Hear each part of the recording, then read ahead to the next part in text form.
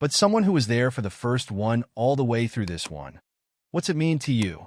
It's just another, you set objectives for yourself and for the team coming into the season, and you do your best to reach every single one of them, and it begins with the division.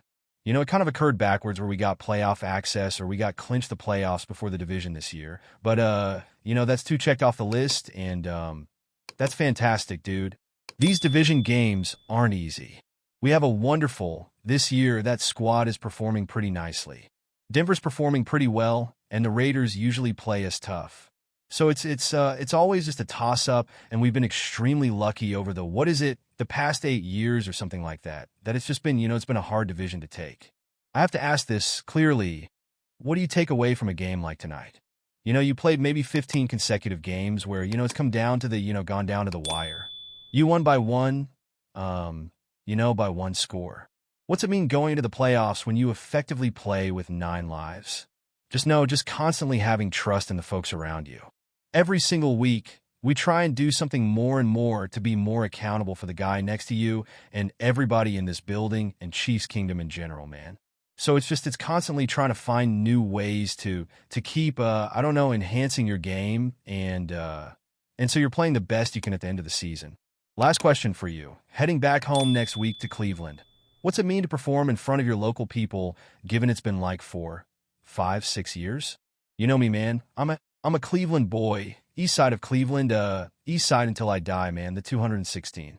I still hold it very dear to my heart, and I root for the Dog Pound every time they're on TV and they're not playing us, man, but it's going to be a wonderful thing. I know their team's really, really pumped up, and they have a lot of, a lot of energy and wonderful character individuals over there. So they're going to be playing hard, and on top of that, they have a strong defense.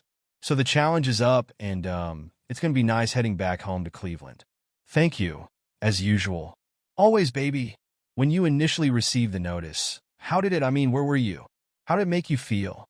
Give me all the... I've always been in this community. I've always enjoyed being out here.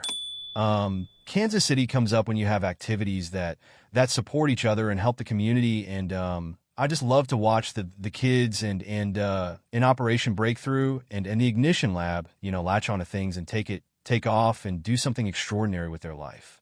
It's simply a gorgeous thing. So, to be, the one representing the Chiefs for this sort of award, I think there's a lot of honor in that, knowing the history that Kansas City has had with the players going back in the community and being recognized for that. But I respectfully don't do it for the reward. I do it for the smiles and to see these kids truly achieve something with their life. For minutes remaining, down by 2, you guys know precisely what to do. I think it's more so, we're always trying to improve ourselves, and certain circumstances we haven't been great in, but we never stop believing. So it's just an additional, an extra, just capacity to dig a little deeper, have that much confidence and play fast and know that the team needs you the most and you had to be responsible. Following the 2-minute warning, many teams would have attempted to run the ball. Tossing it was your decision. Take us through what the discussion was like.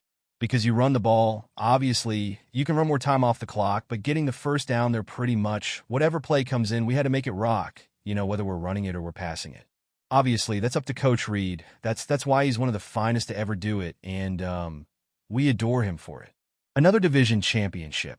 I realize it's a lot of them, but they all had to be amazing in their own way, right?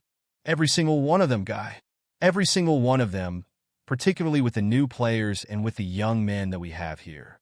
On top of that, man, it's just another step, another check mark off of the list the set of objectives that we established before the season. And it always feels fantastic, but at the same time, it's that this is just another step in the route. The stairs? Can you explain your path on that? That 3rd and 7 play coming off of the 2-minute warning? What were you doing there, and did you simply locate a position in the zone and search for it in the red zone? Yeah, no, on the final play straight out of the 2-minute warning, it grabbed the first down. It was there was a play where, give Pat the ability to move out of the pocket and make a play with his arm or his legs, and with that being said, we need to find a way to get the first down. So I just improvised a little bit off of the planned path and located a kid, and Pat was just exactly on cue with delivering it to me at the last second. Are you simply attempting to show him your statistics at that moment? Make sure your pass? Just trying to get open for him. Yeah, I'm just trying to get open for him. Make his work a bit simpler. Another clutch play with you and Patrick. What did you say to each other when you caught the ball and you walked over and chatted to each other? Where to watch it? Where to make a play, man? It just burns you up when you can seal the game like that at the end. It's always a bit worrisome knowing that you're down a point, needing to kick a field goal. I'm far more comfortable with attempting to score a touchdown there, but that's just me. What was your vantage point? Did you witness the ball strike the upright? Did you have a good view of that? Oh, sure, I saw it strike the upright. What were you thinking? Thanks. Open on Sunday, guy.